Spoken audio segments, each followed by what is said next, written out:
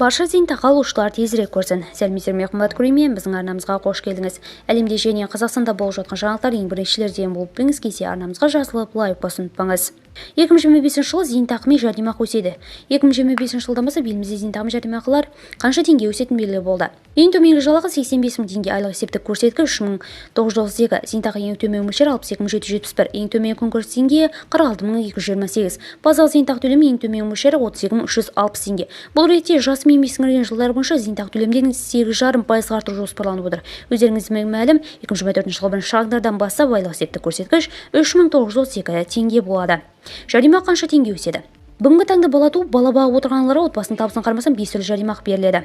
Жұмыс істейтін аналарға, егер олар міндетті әлеуметтік сақтандыру қорының қатысушысы болса, жүктілікке және босануға байланысты болса, бала тууға байланысты бір реттік жәрдемақы, мемлекеттік жәрдемақы беріледі.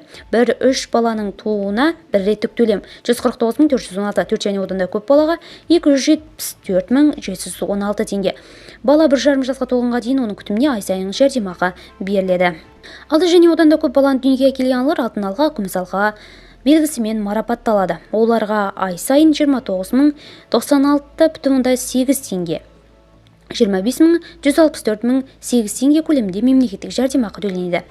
Зейнетақы қанша болады? 2025 жылдан бастап базалық зейнетақы төлемі 6,5%-ға.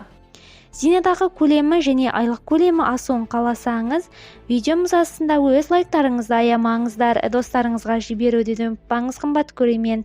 Кәне видеоролигіміз астына қанша лайк жиналады екен көреміз. Сау, сәлеметте болыңыздар.